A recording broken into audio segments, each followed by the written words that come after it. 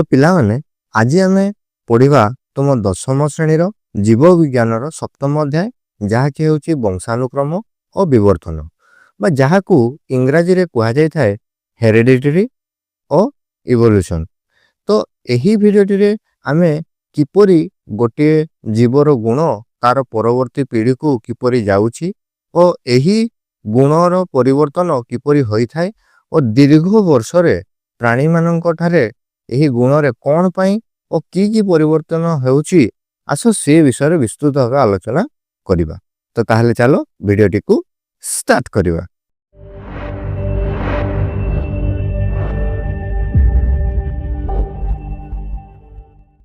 तो पिला माने प्रथमे आसो देखो वंशानुक्रम बा हेरिडिटी बा यहाँ को वंशगति बोली मध्य कहा जाय थाए। तो आमे जानिलु जे प्रजनन बा रिप्रोडक्शन द्वारा जीव माने किपरि निजर वंश विस्तार करि थांती। तो जेतेबेले सेमानंकर सही वंश विस्तार होई थाए सेतेबेले जेउ नूतन पीढ़ी सृष्टि हेउची सेगुडी करे निजर पितामातांकर मध्य किछि गुण जाउछे। सेथि पय तुमे देखिथिबो जे बेले बेले किछि पिलांकर मुहटी तार बापांक भଳି होई थाए बा तार रंग ता माता पितांक सहित मिसी थाए। सही परी जदि आमे गोटे उद्भिदर उदाहरण को आस लक्ष्य करिबा देखो हरगौरा गछ रे हमर धळा रंगर फूल फुटी थाए और सही हरगौरा गछरु जेतले आउ गोटे हरगौरा गछ हुए सेथिरे मध्य धळा रंग देखिବାକୁ मिली थाए अन्य रंग होई न थाए। तो एठारे ताहले आमे कोन लक्ष्य करले जे हरगौरा गछरु जेतेबेले नूतन वंश हैला सेठारे मध्य एही धळा फूलटी हमर सृष्टि हैला अर्थात हमर एही धळा फूल हेबा गुणटी तार पेरेंट पाखरु आसीछि। सही परी गोटे मिठा आंबर जदि गोटे टांकु रु जेउ गछ सृष्टि हेबो सही गछर आंब गुड़िक मध्य मिठा हबो। तो ताहले आमे वंशानुक्रम काहाकू कहिबा ना पिता मातांकर गुण परवर्ती पीढ़ी रे प्रकाशित हेबा को आमर वंशानुक्रम बोली कुहा जाय थाए। तापर आस लक्ष्य करिबा प्रजनन और नूतन गुणर आवर्तन। तो प्रजनन विषय रे आमे देखिले जे लिंगीय जनन प्राणी को ठारे कौन होय थाए ना सेमानंक ठारे पुरुष पाखरु आसुथुवा किछि क्रोमोजोम और स्त्री पाखरु आसुथुवा किछि क्रोमोजोम मिसी बा जीन्य पदार्थ मिसी जुग्मज गठन होई थाए और सही जुग्मजरु आमर नूतन जीवर सृष्टि होई थाए।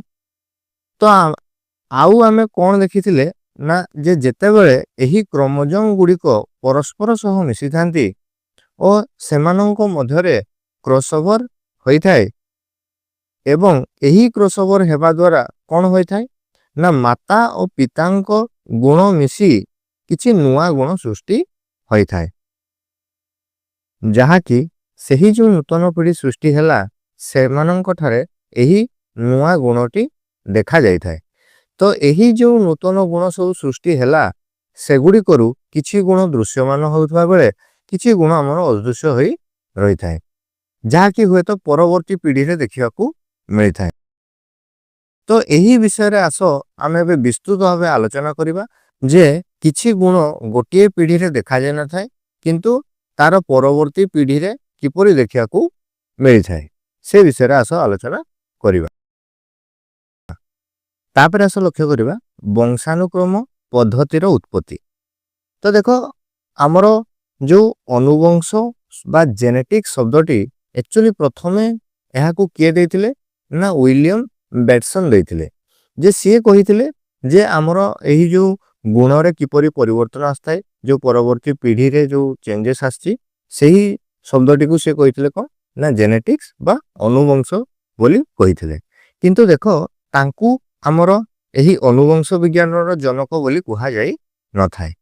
ताले अनुवंश विज्ञानर जनक काहाकू कुहा जाय थाए ना देखो अनुवंश विज्ञानर जनक आमर ग्रेगर जोहान मेंडेल को कुहा जाय थाए। तो यही वंशानुक्रम संपर्कीय सूत्र प्रथमे ग्रेगर जोहान मेंडेल देइसिले तेणु तांकू अनुवंश विज्ञानर जनक बा फादर ऑफ जेनेटिक्स बोली कुहा जाय थाए। तो ए सब विषय रे किपरि से जानिले ନା ଦେଖ ସେ ଜଣେ ଧର୍ମଯାଜକ ଭାବେ ଅଷ୍ଟ୍ରିଆର ଏକ ଗିର୍ଜା ବା ଚର୍ଚ୍ଚରେ କାମ କରୁଥିଲେ। ସେ ତାଙ୍କର ସେଠାରେ ବଗିଚାରେ ବୁଲୁଥିବା ସମୟରେ ସେ ସବୁବେଳେ ଲକ୍ଷ୍ୟ କରନ୍ତି ଯେ ସେ ତାଙ୍କ ବଗିଚାରେ ଯେଉଁ ସବୁ ମଟର ଗଛ ଗୁଡ଼ିକ ସବୁ ଲଗାଯାଇଛି ସେଗୁଡ଼ିକର ଲକ୍ଷଣ ଭିନ୍ନ ଭିନ୍ନ ଅଟେ। ଅର୍ଥାତ୍ ତାଙ୍କର ସେହି ଚର୍ଚ୍ଚ ପାଖରେ ବହୁତ ବଡ଼ ଏକ ଜାଗା ଥିଲା। ସେଠାରେ ସେ କ'ଣ କରୁଥିଲେ ନା ମଟର ଗଛ ସବୁ ଲଗେଇଥିଲେ ଏବଂ ସେହି ମଟର ଗଛର ବିଭିନ୍ନ ଗୁଣ ଗୁଡ଼ିକୁ ସବୁବେଳେ ଲକ୍ଷ୍ୟ କରୁଥିଲେ ଏବଂ ସେ ଲକ୍ଷ୍ୟ କରିଲେ ଯେ ଦେଖ ସମସ୍ତଙ୍କର ଗଛ ଗୁଡ଼ିକର ଗୁଣ ବା ଲକ୍ଷଣ ଭିନ୍ନ ଭିନ୍ନ ଅଟେ। ତ ସେଗୁଡ଼ିକୁ ଦେଖି ତାଙ୍କ ମନରେ ଜାଣିବାର ଆଗ୍ରହ ଜାତ ହେଲା ଯେ କାହିଁକି ସେହି ଯେଉଁ ଗଛ ଗୁଡ଼ିକ ଲଗା ହୋଇଛି ସେଗୁଡ଼ିକର ଉଚ୍ଚତାରେ ଭିନ୍ନତା ରହିଛି। ଅର୍ଥାତ୍ କିଛି ଗୁଡ଼ିକ ଡେଙ୍ଗା ଅଛନ୍ତି ତ କିଛି ଗୁଡ଼ିକ ଛୋଟ ଅଛନ୍ତି ଓ ସେଗୁଡ଼ିକରେ ଭିନ୍ନ ଭିନ୍ନ ଆକୃତି ଓ ରଙ୍ଗର ମଟର ସବୁ ଫଳୁଛି। ତେଣୁ ସେ ଏହାର କାରଣ ଜାଣିବା ପାଇଁ ବିଭିନ୍ନ ପ୍ରକାର ମଟର ମଞ୍ଜି ସଂଗ୍ରହ କଲେ ଓ ସେଗୁଡ଼ିକୁ ନେଇ ନିଜ ବଗିଚାରେ ନେଇ ଲଗାଇଲେ ଓ ତା ଉପରେ ଗବେଷଣା ଆରମ୍ଭ କଲେ। ତ ପିଲାମାନେ ମନେରଖିବା ଯେ ମଟର ଗଛର ବୈଜ୍ଞାନିକ ନାମ ହେଉଛି ଆମର ପାଇଜମ ସାଟାଇଭମ। ତ ଦେଖ ସେହି ଗଛ ଗୁଡ଼ିକ ଲଗାଇ ସେଗୁଡ଼ିକୁ ନିରନ୍ତର ସେ ଅନୁଧ୍ୟାନ କଲେ ଓ ସେହି ମଟର ଗଛର 7 ଯୋଡ଼ା ବିକଳ୍ପୀ ଗୁଣ ବା ଯାହାକୁ କି ଆମର କଣ୍ଟ୍ରାଷ୍ଟିଂ କ୍ୟାରେକ୍ଟର ବୋଲି କୁହାଯାଇଥାଏ ତାହାକୁ ସେ ଚିହ୍ନଟ କରିଥିଲେ ଓ କେଉଁଟି ପ୍ରଭାବୀ ଓ କେଉଁଟି ଅପ୍ରଭାବୀ ତାହା ଜାଣିଥିଲେ। ତ ଏଠାରେ ଦେଖ ଏକ ଟେବୁଲଟିଏ ଦିଆଯାଇଛି, ଲକ୍ଷ୍ୟ କର ଦେଖ ଏହି 7ଟି ଗୁଣ ଏଠାରେ ଦିଆଯାଇଛି ଓ କେଉଁଟି ଗୁଣଟି ଆମର ପ୍ରଭାବୀ ଓ କେଉଁଟି ଅପ୍ରଭାବୀ ଏଠାରେ ଦିଆଯାଇଛି। ତ ଦେଖ ପ୍ରଥମେ ସେ କ'ଣ କରିଥିଲେ ନା ସେହି ଗଛ ଗୁଡ଼ିକର ଉଚ୍ଚତା ମାପିଥିଲେ ଓ ଦେଖିବାକୁ ପାଇଥିଲେ ଯେ କିଛି ଡେଙ୍ଗା ଗଛ ଅଛନ୍ତି ତ କିଛି ଗେଡ଼ା ଗଛ ଅଛନ୍ତି। ଡେଙ୍ଗା ଗଛଟି ଆମର ପ୍ରଭାବୀ ଓ ଗେଡ଼ାଟି ହେଉଛି ଆମର ଅପ୍ରଭାବୀ। ତ ପ୍ରଭାବୀ ଓ ଅପ୍ରଭାବୀର ଅର୍ଥ କ'ଣ ନା ଦେଖ ଯେତେବେଳେ ପ୍ରଭାବୀ ଗୁଣ ଓ ଅପ୍ରଭାବୀ ଗୁଣ ସାଙ୍ଗରେ ଥିବେ ସେତେବେଳେ ପ୍ରଭାବୀ ଗୁଣ ଲକ୍ଷଣ ଦେଖାଯିବ ଏବଂ ଅପ୍ରଭାବୀ ଗୁଣ ଲକ୍ଷଣଟି ଦେଖାଯିବ ନାହିଁ। ଯଥା ଦେଖ ଯଦି ଗୋଟିଏ ମଟର ଗଛର ଜନନ ଘଟେ ସେତେବେଳେ ଦେଖ ଯଦି 2ଟି କ୍ରୋମୋଜୋମରେ ଡେଙ୍ଗା ଗୁଣ ଥିବ ତାହେଲେ ଯେଉଁ ନୂତନ ଉଦ୍ଭିଦ ସୃଷ୍ଟି ହେବ ତାର ଗୁଣ ଡେଙ୍ଗା ହେବ। କିନ୍ତୁ ଯଦି ଜଣଙ୍କ ଠାରୁ ଡେଙ୍ଗା ଗୁଣ ଆସିଥିବ ଓ ଅନ୍ୟ ଜଣଙ୍କ ଠାରୁ ଗେଡ଼ା ଗୁଣ ଆସିଥିବ ତେବେ ସେଠାରେ ଡେଙ୍ଗା ଗୁଣଟି ଗେଡ଼ା ଗୁଣକୁ ଡୋମିନେଟ୍ କରିଥାଏ। ଅର୍ଥାତ୍ ଡେଙ୍ଗା ଗୁଣଟି ଆମର ପ୍ରଭାବୀ ହୋଇଥାଏ ଏବଂ ଗେଡ଼ା ଗୁଣଟି ଆମର ଅପ୍ରଭାବୀ ହୋଇକି ରହିଯାଇଥାଏ। ବା ଆମେ କହିପାରିବା ଯେ ସେହି ଡେଙ୍ଗା ଗୁଣଟି ଆମର ଗେଡ଼ା ଗୁଣକୁ ଦବେଇ ଦେଇଥାଏ, ଯାହାଫଳରେ କ'ଣ ହୋଇଥାଏ ନା ପ୍ରଭାବଶାଳୀ ଗୁଣଟିର ଲକ୍ଷଣ ଉଦ୍ଭିଦରେ ଦେଖିବାକୁ ମିଳିଥାଏ। ଅର୍ଥାତ୍ ଉଦ୍ଭିଦଟି ଆମର ଡେଙ୍ଗା ହୋଇଥାଏ। ସେହିପରି ଯଦି ଉଭୟଙ୍କ ଠାରୁ ଗେଡ଼ା ଗୁଣଟି ଆସିଥିବ ତେବେ କେବଳ ଗେଡ଼ା ଗୁଣଟି ନୂତନ ଉଦ୍ଭିଦରେ ଲକ୍ଷଣ ହେବ। ତ କହିବାକୁ ଗଲେ ଆମର ପ୍ରଭାବୀ ଗୁଣଟି ସବୁବେଳେ ଅପ୍ରଭାବୀ ଗୁଣକୁ ଦବେଇ ଦେଇ ବା ଡୋମିନେଟ୍ କରିଥାଏ।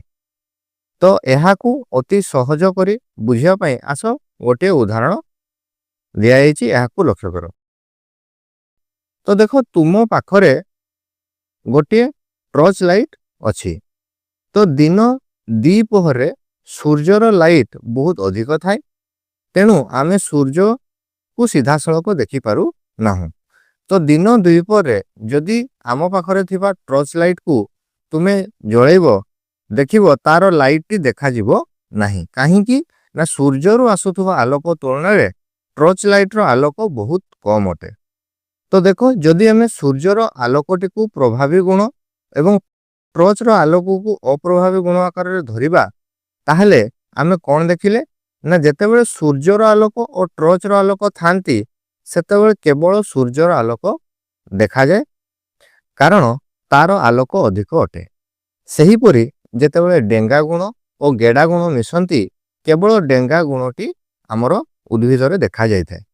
ସେହିପରି ଯଦି ଆମେ କେବଳ ସୂର୍ଯ୍ୟର ଆଲୋକକୁ ନେବା ଓ ଟର୍ଚ୍ଚର ଆଲୋକକୁ ନେବା ନାହିଁ ତେବେ କ'ଣ ହେବ ନା ସେଠି ମଧ୍ୟ ଆମକୁ ସୂର୍ଯ୍ୟର ଆଲୋକ ହିଁ ଦେଖିବାକୁ ମିଳିବ।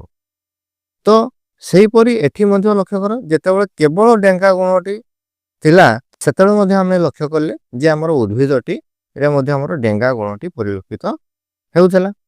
ତାପରେ ଦେଖ, ଯେତେବେଳେ କେବଳ ଟର୍ଚ୍ଚ ଲାଇଟ୍ ଥିବ କିନ୍ତୁ ସୂର୍ଯ୍ୟର ଆଲୋକ ନଥିବ, ଅର୍ଥାତ୍ ରାତି କଥା ଭାବିବା, ସେତେବେଳେ କ'ଣ ହେବ ନା ଦେଖ ଆମକୁ ଟର୍ଚ୍ଚର ଲାଇଟ୍ ହିଁ ଦେଖାଯିବ, କାହିଁକି ନା ସୂର୍ଯ୍ୟର ଆଲୋକ ସେଠାରେ ନାହିଁ। ତ ତାହେଲେ ଦେଖ ସେହିପରି ଯଦି ଆମେ ଏଠାରେ ଲକ୍ଷ୍ୟ କରିବା, ଯେତେବେଳେ କେବଳ ଗେଡ଼ା ଗୁଣଟି ଥିବ ସେତେବେଳେ କେବଳ ଗେଡ଼ା ଗୁଣଟି ହିଁ ପ୍ରକାଶିତ ହେବ। ତ ଆଶା କରୁଛି ଏହି ଉଦାହରଣକୁ ଲକ୍ଷ୍ୟ କରିକି ତୁମେ ଏବେ ଆମର ପ୍ରଭାବୀ ଓ ଅପ୍ରଭାବୀ ଗୁଣକୁ ସହଜରେ ବୁଝିପାରିଥିବ। ସେହିପରି ଦେଖ, ମଞ୍ଜିର ଆକାରକୁ ବି ସେ ଲକ୍ଷ୍ୟ କରିଥିଲେ ଏବଂ ସେ ଦେଖିବାକୁ ପାଇଥିଲେ ଯେ କିଛି ଗୋଲ ଓ କିଛି କୁଞ୍ଚିତ ହୋଇଥାଏ, ଯେଉଁଥିରୁ କି ଗୋଲଟି ହେଉଛି ଆମର ପ୍ରଭାବୀ ଏବଂ କୁଞ୍ଚିତଟି ହେଉଛି ଆମର ଅପ୍ରଭାବୀ। ସେହିପରି ସେ ଫୁଲର ସ୍ଥାନକୁ ମଧ୍ୟ ଲକ୍ଷ୍ୟ କରି ଦେଖିବାକୁ ପାଇଥିଲେ ଯେ କିଛି ଅକ୍ଷରେ ରହୁଥିବା ବେଳେ କିଛି ଅଗ୍ରରେ ରହିଥାନ୍ତି ଏବଂ ଏମାନଙ୍କ ମଧ୍ୟରୁ ଅକ୍ଷରେ ରହିବା ଗୁଣଟି ପ୍ରଭାବୀ ଅଟେ ଓ ଅଗ୍ରଭାଗରେ ଥିବା ଗୁଣଟି ଆମର ଅପ୍ରଭାବୀ ଅଟେ। ସେହିପରି ମଞ୍ଜିର ରଙ୍ଗରୁ ଦେଖିବାକୁ ପାଇଥିଲେ ଯେ କିଛି ହଳଦିଆ ଥିବା ବେଳେ କିଛି ଶାଗୁଆ ହୋଇଥାଏ ଓ ହଳଦିଆ ଗୁଣଟି ଆମର ପ୍ରଭାବୀ ହେଉଥିବା ବେଳେ ଆମର ଶାଗୁଆ ଗୁଣଟି ଅପ୍ରଭାବୀ ଅଟେ। ସେହିପରି ଚପାର ରଙ୍ଗରୁ ଜାଣିବାକୁ ପାଇଥିଲେ ଯେ କିଛି ଧୂସରିଆ ଥିବା ବେଳେ କିଛି ଧଳା ହୋଇଥାଏ ଓ ଧୂସରିଆ ଗୁଣଟି ପ୍ରଭାବୀ ହେଉଥିବା ବେଳେ ଧଳା ରଙ୍ଗଟି ଅପ୍ରଭାବୀ ହୋଇଥାଏ। ସେହିପରି ଛୁଇଁର ଆକାରକୁ ଲକ୍ଷ୍ୟ କରି ସେ ଦେଖିବାକୁ ପାଇଥିଲେ ଯେ କିଛି ସ୍ଫୀତ ହେଉଥିବା ବେଳେ କିଛି ସଂକୁଚିତ ହୋଇଥାନ୍ତି ଓ ସ୍ଫୀତ ଗୁଣଟି ଆମର ପ୍ରଭାବୀ ହେଉଥିବା ବେଳେ ସଂକୁଚିତ ଗୁଣଟି ଆମର ଅପ୍ରଭାବୀ ହୋଇଥାଏ। ଓ କଅଁଳିଆ ଛୁଇଁର ରଙ୍ଗଟିକୁ ଅନୁଧ୍ୟାନ କରି ଦେଖିବାକୁ ପାଇଥିଲେ ଯେ କିଛି ଶାଗୁଆ ହେଉଥିବା ବେଳେ କିଛି ହଳଦିଆ ହୋଇଥାଏ ଏବଂ ଶାଗୁଆ ଗୁଣଟି ଆମର ପ୍ରଭାବୀ ଅଟେ ଏବଂ ହଳଦିଆ ଗୁଣଟି ଆମର ଅପ୍ରଭାବୀ ଅଟେ। ତ ପିଲାମାନେ, ମେଣ୍ଡେଲ ଏହି ଯେଉଁ 7ଟି ଗୁଣକୁ ନେଇଥିଲେ, ଏହି ଗୁଣ ଗୁଡ଼ିକ କ'ଣ କ'ଣ ଏବଂ ଏମାନଙ୍କ ମଧ୍ୟରୁ କେଉଁଟି ପ୍ରଭାବୀ ଏବଂ କେଉଁଟି ଅପ୍ରଭାବୀ ତାହାକୁ ଟିକେ ମନେ ରଖିବ, କାରଣ ଏହା ରିଲେଟେଡ୍ କ୍ୱେଶ୍ଚନ୍ ମଧ୍ୟ ଆସିପାରେ। ତାପରେ ଆସ ଲକ୍ଷ୍ୟ କରିବା ମେଣ୍ଡେଲଙ୍କ ସଂକରଣ ପ୍ରଣାଳୀ ବା ମେଣ୍ଡେଲ୍ସ ହାଇବ୍ରିଡାଇଜେସନ।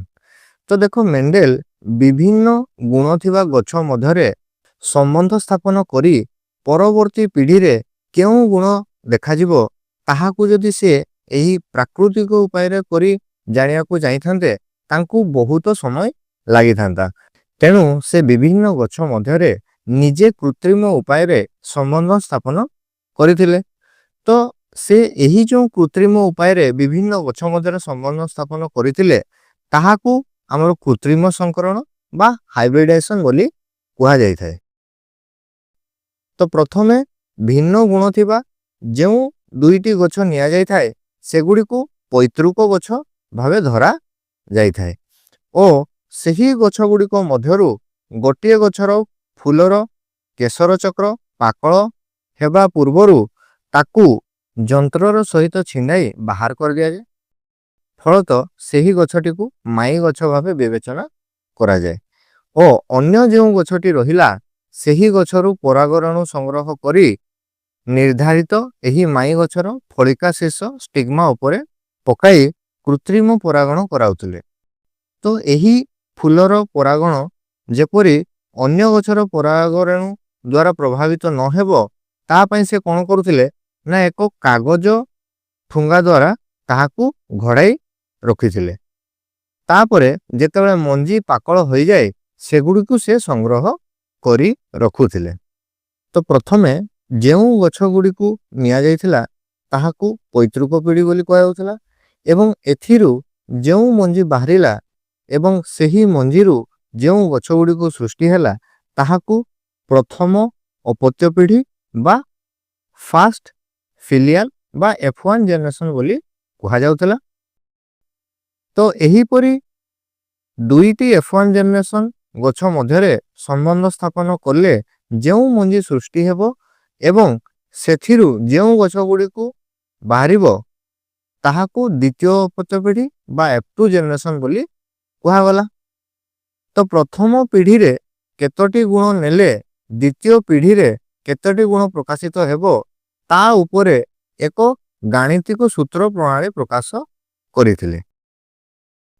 ତ ଦେଖ ଯଦି ଗୋଟିଏ ଟାଇପର ଗୁଣକୁ ନେଇକି ପରୀକ୍ଷା କଲେ ତାହାକୁ ଏକ ସଂକରଣ ବା ମୋନୋ ହାଇବ୍ରିଡ ଓ ଦୁଇଟି ଗୁଣକୁ ନେଇକି ପରୀକ୍ଷା କଲେ ତାହାକୁ ଦ୍ୱି ସଂକରଣ ବା ଡାଇ ହାଇବ୍ରିଡ ପରୀକ୍ଷଣ ବୋଲି କୁହାଯାଇଥାଏ। ତ ଏବେ ଆସ ଏହି ପରୀକ୍ଷଣ ବିଷୟରେ ଆମେ ବିସ୍ତୃତ ଭାବେ ଆଲୋଚନା କରିବା। ତ ଦେଖ ଏକ ସଂକରଣ ବା ଯାହାକୁ ଆମର କୁହାଯାଇଥାଏ କ'ଣ ମୋନୋ ହାଇବ୍ରିଡ। ତ ଦେଖ ଏହି ପ୍ରଣାଳୀରେ ମେଣ୍ଡେଲ ଗୋଟେ ଯୋଡ଼ା ଗୁଣକୁ ନେଇ ପରୀକ୍ଷା କରିଥିଲେ। ଉଦାହରଣ ହେଉଛି ଗଛର ଉଚ୍ଚତାକୁ ଗୁଣ ଆକାରରେ ଦେଖାଗଲା, ତେବେ ସେଥିରେ ଦୁଇଟି ଗୁଣ ଆମର ରହିଥିଲା। କ'ଣ କ'ଣ ନା ଗୋଟେ ହେଉଛି ଆମର ଡେଙ୍ଗା ଏବଂ ଅନ୍ୟଟି ହେଉଛି ଗେଡ଼ା। ତ ପୂର୍ବରୁ ମୁଁ ତୁମକୁ ଯେପରି କହିଥିଲି ଏମାନଙ୍କ ମଧ୍ୟରୁ ଗୋଟେ ପ୍ରଭାବୀ ଥାଏ ଯେଉଁଟାକି ହେଉଛି ଡେଙ୍ଗା ଏବଂ ଗୋଟେ ହେଉଛି ଅପ୍ରଭାବୀ ଯେଉଁଟାକି ହେଉଛି ଗେଡ଼ା। ତ ଦେଖ ମେଣ୍ଡେଲ ଯେତେବେଳେ କିଛି ଡେଙ୍ଗା ଗଛ ଓ କିଛି ଗେଡ଼ା ଗଛର ମଞ୍ଜିକୁ ନେଇ ପରୀକ୍ଷା କଲେ ସେ ଦେଖିବାକୁ ପାଇଲେ ଯେ କେତେକ ଡେଙ୍ଗା ଗଛର ମଞ୍ଜିରୁ କେବଳ ଡେଙ୍ଗା ଗଛ ଓ କେତେକ ଗେଡ଼ା ଗଛର ମଞ୍ଜିରୁ କେବଳ ଗେଡ଼ା ଗଛ ହେଉଛି। ତେଣୁ ସେଗୁଡ଼ିକୁ ସେ ଶୁଦ୍ଧ ଡେଙ୍ଗା ବା ପିଓର ଟନ୍ ଓ ଶୁଦ୍ଧ ଗେଡ଼ା ବା ପିଓର ଡୁଆର ବୋଲି କହିଥିଲେ ଓ ସିଏ ତାଙ୍କ ଏହି ଏକ ସଂକରଣ ପରୀକ୍ଷା ପାଇଁ ଏହି ଶୁଦ୍ଧ ଡେଙ୍ଗା ଓ ଶୁଦ୍ଧ ଗେଡ଼ା ଗଛକୁ ନେଇଥିଲେ। ତ ଯେତେବେଳେ ମେଣ୍ଡେଲ ଏହି ଦୁଇ ଗଛ ମଧ୍ୟରେ ସଂକରଣ କଲେ ତା ପର ପିଢ଼ିରେ ଅର୍ଥାତ୍ F1 ଜେନେରେସନରେ ଯେଉଁ ଗଛ ଗୁଡ଼ିକ ଜାତ ହେଲା ସେଗୁଡ଼ିକ କେବଳ ଡେଙ୍ଗା ଗଛ ହେଲା। ତ ଦେଖ ସିଏ ତ କିନ୍ତୁ ଉଭୟ ଡେଙ୍ଗା ଓ ଗେଡ଼ା ଗୁଣ ଥିବା ଗଛକୁ ନେଇଥିଲେ, କିନ୍ତୁ ଆମର କେବଳ ଡେଙ୍ଗା ଗଛ ଗୁଡ଼ିକ ହିଁ ସୃଷ୍ଟି ହେଲେ। ତେଣୁ ସେ କଳ୍ପନା କଲେ ଯେ ପ୍ରତ୍ୟେକ ଗଛରେ ଏକ ଯୋଡ଼ା ଗୁଣ ରହିଛି, ଯେଉଁଥିରୁ କି ଶୁଦ୍ଧ ଡେଙ୍ଗା ଗଛରେ କ୍ୟାପିଟାଲ ଟି ଓ ଗେଡ଼ା ଗଛରେ ସ୍ମଲ ଟି ଓ ସ୍ମଲ ଟି ରହିଛି ବୋଲି ସେ କଳ୍ପନା କଲେ। ତ ଯେତେବେଳେ ଆମର F1 ଜେନେରେସନରେ ଏହି ଗଛ ଗୁଡ଼ିକର ସଂକଳନ କରାଗଲା ଓ ସେଥିରୁ ଯେଉଁ ଡେଙ୍ଗା ଗଛ ବାହାରିଲା ସେଥିରେ ଉଭୟ ଡେଙ୍ଗା ଓ ଗେଡ଼ା ଗୁଣ ରହିଛି, ଅର୍ଥାତ୍ ସେଥିରେ ଏହି ଗୁଣଟି ଆମର କ୍ୟାପିଟାଲ ଟି ଏବଂ ସ୍ମଲ ଟି ଆକାରରେ ରହିଛି। କାରଣ ନା ଆମର ଡେଙ୍ଗା ଗଛରୁ ନିହାତି କ୍ୟାପିଟାଲ ଟି ଗଣସୂତ୍ରଟି ଆସିଥିବ ଏବଂ ଗେଡ଼ା ଗଛରୁ ଆମର ସ୍ମଲ ଟି ଗଣସୂତ୍ରଟି ଆସିଥିବ ଏବଂ ଉଭୟ ମିଶିକି ଆମର ଏହି ଜେନେରେସନରେ ଏହା ପରିଲକ୍ଷିତ ହେଲା, ଯେଉଁଟାକି ହେଉଛି ଆମର କ୍ୟାପିଟାଲ ଟି ଏବଂ ଆମର ହେଉଛି ସ୍ମଲ ଟି। ତ ଦେଖ ଯେଉଁଥିରେ କି ଆମର କ୍ୟାପିଟାଲ ଟି ହେଉଛି ଆମର କ'ଣ ନା ଡେଙ୍ଗା ଗୁଣକୁ ଦର୍ଶାଉଛି ଏବଂ ସ୍ମଲ ଟି ହେଉଛି ଆମର ଗେଡ଼ା ଗୁଣକୁ ଦର୍ଶାଉଛି, କିନ୍ତୁ ସେଥିରେ କେବଳ ପ୍ରଭାବୀ ଡେଙ୍ଗା ଗୁଣଟି ହିଁ ବାହାରକୁ ପ୍ରକାଶିତ ହେଲା। କାରଣ ଆମେ ପୂର୍ବରୁ ଜାଣିଛେ ଯେ ପ୍ରଭାବୀ ଗୁଣଟି ସବୁବେଳେ ଅପ୍ରଭାବୀ ଗୁଣକୁ ଡୋମିନେଟ୍ କରିଥାଏ। ତ ତାପରେ କ'ଣ କରାଗଲା ନା ସେଇ F1 ଜେନେରେସନରେ ଜାତ ଗଛ ଗୁଡ଼ିକ ମଧ୍ୟରେ ସଂକରଣ କରାଗଲା ଓ ତାପରେ ସେଥିରୁ ଜାତ ମଞ୍ଜି ଗୁଡ଼ିକରୁ ଯେତେବେଳେ ଗଛ ଗୁଡ଼ିକ ହେଲା ସେଗୁଡ଼ିକ ମଧ୍ୟରେ କିଛି ଡେଙ୍ଗା ଓ କିଛି ଗେଡ଼ା ଗଛ ହେଲେ। ତ 4ଟି ଗଛକୁ ଯଦି ଆମେ ଲକ୍ଷ୍ୟ କରିବା ସେଥିରୁ ଆମର 3ଟି ହେଉଛି ଆମର ଡେଙ୍ଗା ଗଛ ଏବଂ ଗୋଟେ ହେଉଛି ଆମର ଗେଡ଼ା ଗଛ, ଅର୍ଥାତ୍ ଡେଙ୍ଗା ଓ ଗେଡ଼ାର ଅନୁପାତ କେତେ ହେବ ନା 3:1 ହେବ। ତ ଡେଙ୍ଗା ଗୁଣ ପରି କୌଣସି ଏକ ଯୋଡ଼ା ଗୁଣ ଯଥା ମଞ୍ଜିର ରଙ୍ଗ ବା ଛୁଇଁର ଆକାରକୁ ନେଇ ପରୀକ୍ଷା କଲେ ସେଥିରୁ ଯେଉଁ ଗଛ ଗୁଡ଼ିକ ବାହାରିବେ ସେଗୁଡ଼ିକରେ ପ୍ରଭାବୀ ଓ ଅପ୍ରଭାବୀ ଗୁଣର ମଧ୍ୟରେ ଅନୁପାତ ସବୁବେଳେ ଆମର 3:1 ରହିଲା। ତ ମେଣ୍ଡେଲ ଏହି ବଂଶାନୁକ୍ରମ ସମ୍ପର୍କରେ ଦୁଇଟି ନୀତି ଓ ଗୋଟିଏ ନିୟମ ଉପସ୍ଥାପନ କରିଥିଲେ।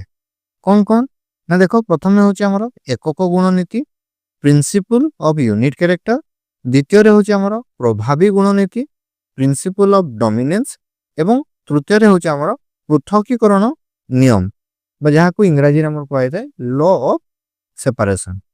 ତ ଏହି ଦୁଇଟି ନୀତି ଓ ଗୋଟିଏ ନିୟମକୁ ତୁମେ ମନେ ରଖିବ। ଏହା ପଚାରିପାରେ ଯେ ମେଣ୍ଡେଲ କ'ଣ ଦୁଇଟି ନିୟମ ଏବଂ କ'ଣ ନୀତି ଉପସ୍ଥାପନ କରିଥିଲେ। ତ ଏବେ ଆସ ଏଗୁଡ଼ିକ ବିଷୟରେ ଆମେ ଟିକେ ବିସ୍ତୃତ ଭାବେ ଆଲୋଚନା କରିବା। ତ ପ୍ରଥମରେ ହେଉଛି ଆମର କ'ଣ ନା ଏକକ ଗୁଣ ନୀତି ବା ପ୍ରିନ୍ସିପଲ ଅଫ ୟୁନିଟ କ୍ୟାରେକ୍ଟର। ତ ଏହି ଏକକ ଗୁଣ ନୀତିରେ ବା ପ୍ରିନ୍ସିପଲ ଅଫ ୟୁନିଟ କ୍ୟାରେକ୍ଟର ବିଷୟରେ ମେଣ୍ଡେଲ କ'ଣ କହିଥିଲେ ନା ଯେ ପ୍ରତ୍ୟେକ ବିକଶିତ ଉଦ୍ଭିଦର ଗୁଣ ଗୋଟିଏ ଲେଖାଏଁ କାରକ ବା ଯାହାକୁ ଇଂରାଜୀରେ ଫ୍ୟାକ୍ଟର ବୋଲି କୁହାଯାଇଥାଏ ଦ୍ୱାରା ପ୍ରଭାବିତ ହୋଇଥାଏ। ଏହି କାରକ ଗୁଡ଼ିକ ସର୍ବଦା ଯୋଡ଼ା ଆକାରରେ ଥାନ୍ତି। ଯଥା ଡେଙ୍ଗା ଗୁଣଟିକୁ ଦେଖ, ସେଠାରେ ଆମର କ୍ୟାପିଟାଲ ଟି ଓ ଗେଡ଼ାରେ ଆମର ସ୍ମଲ୍ ଟି ଏବଂ ହଳଦିଆ ଗୁଣକୁ ଯଦି ଦେଖାଯାଏ ତେବେ ଆମର ସେଥିରେ ଆମର କ୍ୟାପିଟାଲ ୱାଇ ଏବଂ ଶାଗୁଆ ଗୁଣକୁ ଆମର ସ୍ମଲ୍ ୱାଇ ଦ୍ୱାରା ଦର୍ଶା ଯାଇଥାଏ। ତ ଯେତେବେଳେ ଅର୍ଦ୍ଧ ବିଭାଜନ ହୋଇଥାଏ ସେତେବେଳେ ଗୋଟିଏ ଲେଖାଏଁ ଗୁଣ ଆସିଥାଏ ଓ ଯୁଗ୍ମଜ ଗଠନ ସମୟରେ ପୁଣି ଦୁଇଟି ଯୁଗ୍ମଜର କାରକ ମିଶି ଏକ ଯୋଡ଼ା କାରକ ହୋଇଥାନ୍ତି। ତାପରେ ଦ୍ୱିତୀୟରେ ଦେଖ, ଲକ୍ଷ୍ୟ କର ପ୍ରଭାବୀ ଗୁଣ ନୀତି ବା ପ୍ରିନ୍ସିପଲ ଅଫ ଡୋମିନେନ୍ସ। ଏହି ନୀତିରେ ମେଣ୍ଡେଲ ଦର୍ଶାଇଥିଲେ ଯେ ପ୍ରତ୍ୟେକ ଗୁଣରେ ଯେଉଁ ଦୁଇଟି ବିକଳ୍ପ କାରକ ରହିଥାଏ ସେଥିମଧ୍ୟରୁ କେବଳ ଗୋଟିଏ କାରକର ପ୍ରଭାବ ପରିଲକ୍ଷିତ ହୋଇଥାଏ, ଯାହାକୁ କି ଆମେ ପ୍ରଭାବୀ କହିଥାଉ, ଏବଂ ଅନ୍ୟ କାରକଟି ପ୍ରକଟ ନ ହୋଇ ଲୁଚି ରହିଥାଏ। ତ ଯଦି ପ୍ରଭାବୀ କାରକ ନଥିବ ତେବେ କେବଳ ଅପ୍ରଭାବୀ କାରକଟେ ହିଁ ପରିଲକ୍ଷିତ ହେବ। ଉଦାହରଣ ଦେଖ, ଯଦି ଡେଙ୍ଗା ଓ ଗେଡ଼ା ଗୁଣ ମଧ୍ୟରୁ ଡେଙ୍ଗା ଗୁଣଟି ଥିବ ସେତେବେଳେ ଡେଙ୍ଗା ଗୁଣଟି ହିଁ ପରିଲକ୍ଷିତ ହେବ, କିନ୍ତୁ ଯେତେବେଳେ ଡେଙ୍ଗା ଗୁଣ ନଥିବ ସେତେବେଳେ କେବଳ ଗେଡ଼ା ଗୁଣଟି ହିଁ ଆମର ପରିଲକ୍ଷିତ ହୋଇଥାଏ। ତାପରେ ଦେଖ ପୃଥକୀକରଣ ନିୟମ ବା ଲ ଅଫ ସେପାରେସନ।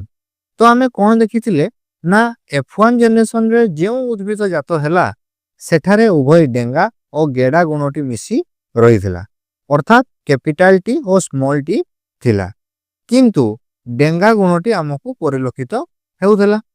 ତ ମେଣ୍ଡେଲ ଏହି ନିୟମ ଦ୍ୱାରା ଦର୍ଶାଇଥିଲେ ଯେ F1 ଜେନେରେସନରେ ଦୁଇଟି ବିକଳ୍ପ କାରକର ଗୋଟିଏ ନକଲ ରହିଥିଲେ ମଧ୍ୟ ସେମାନେ ପରସ୍ପର ସତ୍ତା ହରାଇ ନଥାନ୍ତି, ଅର୍ଥାତ୍ ଯେ ଡେଙ୍ଗା ଓ ଗେଡ଼ା ଗୁଣ ମିଶି ରହିଥିଲେ ସୁଦ୍ଧା ସେମାନେ ନିଜ ଗୁଣ ଯଥା ଡେଙ୍ଗା ଓ ଗେଡ଼ା ଦୁଇଟିର ସ୍ଥାନ ରହିଥାଏ।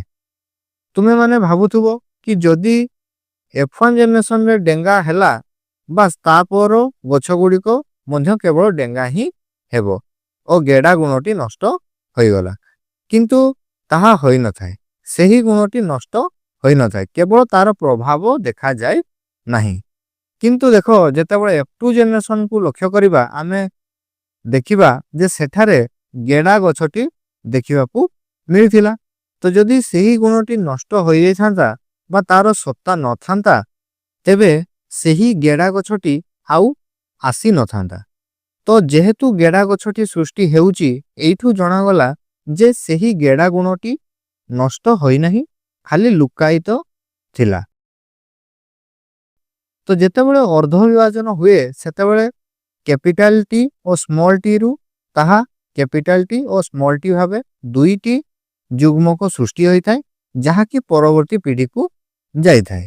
ତ ଯଦି ସ୍ମଲ୍ ଟି ଆଉ ଗୋଟେ ସ୍ମଲ୍ ଟି ଯୁଗ୍ମଜ ସହିତ ମିଶେ ତେବେ ଯାଇକି ସେହି ଗେଡ଼ା ଗୁଣଟି ଆମର ପରିଲକ୍ଷିତ ହୋଇଥାଏ, ନଚେତ୍ କ୍ୟାପିଟାଲ ଟି ସହ ମିଶିଲେ ତାହା ଲୁକାୟିତ ଅବସ୍ଥାରେ ରହିଥାଏ। ତ ଏହି ନିୟମ ଦ୍ୱାରା ମେଣ୍ଡେଲ ପ୍ରମାଣ କରିଥିଲେ ଯେ ପୃଥକୀକରଣ ହେତୁ ଉଦ୍ଭିଦର ସମସ୍ତ ଗୁଣ ପିଢ଼ି ପରେ ପିଢ଼ି ପ୍ରକଟ ହୋଇ ଚାଲିଥାଏ। ତ ପିଲାମାନେ ଏହି ଭିଡ଼ିଓଟିରେ ଆଜି ଆମେ ଏତିକି ପର୍ଯ୍ୟନ୍ତ ପଢ଼ିବା। ତ ବର୍ତ୍ତମାନ ପର୍ଯ୍ୟନ୍ତ ଆମେ ଯେତିକି ବି ପଢ଼ିଲେ ତୁମେ ଏହି ଭିଡ଼ିଓଟିକୁ ଆରାମସେ 2-3 ଥର ଦେଖ, କାହିଁକିନା ଏଠି ବହୁ ଛୋଟ ଛୋଟ ଜିନିଷ ରହିଛି ଯାହାକୁ କି ହୁଏତ ତୁମେ ଥରକରେ ବୁଝିପାରିବ ନାହିଁ। ତେଣୁ 2-3 ଥର ଭିଡ଼ିଓଟିକୁ ଆରାମସେ ଦେଖ ଏବଂ ତା ସହ ବହିଟିକୁ ମଧ୍ୟ ଟିକେ ରିଡ଼ିଂ ମାର, ଯାହାଫଳରେ ଆମେ କ'ଣ ପଢ଼େଇଲୁ ଏବଂ ବହିରେ କ'ଣ ଦେଇଛି ଉଭୟକୁ ତୁମେ ଲିଙ୍କ କରିକି ବହୁତ ଭଲ ଭାବେ ଏହାକୁ ବୁଝିପାରିବ। ଏବଂ ଥରେ ଯଦି ତୁମେ ଏହାକୁ ବୁଝିଗଲ ତେବେ ତୁମକୁ ଆଉ एथिरे कौनसी असुविधा लागिबो नहीं एवं एहाकु थरे बुझीगले तुमे जेतेबेले भी प्रश्न उत्तर करिया को जीवो बहुत सहजरे आराम से सेही प्रश्न गुड़िकर उत्तर तुमे देई परिबो। तेणु प्रथमे मूल जिनिस हला जे तुमे ही विषयटी को भलो भाबे बुझीबा। तो ताहले এই ভিডিওটি को आराम से भलो भाबे 2-3 थर देखो एवं ता सहित बहीटी को मध्य टिके रीडिंग मारो। तो ताहले जदि भिडियोटी भल लागि थाए हम भिडियोटी को लाइक कर दबो एवं हमर चैनल टी को जदि सब्सक्राइब करनो ताले तळे जो सब्सक्राइबर बटन अछि ताहा को क्लिक करके हमर चैनल टी को निहाती सब्सक्राइब कर दबो।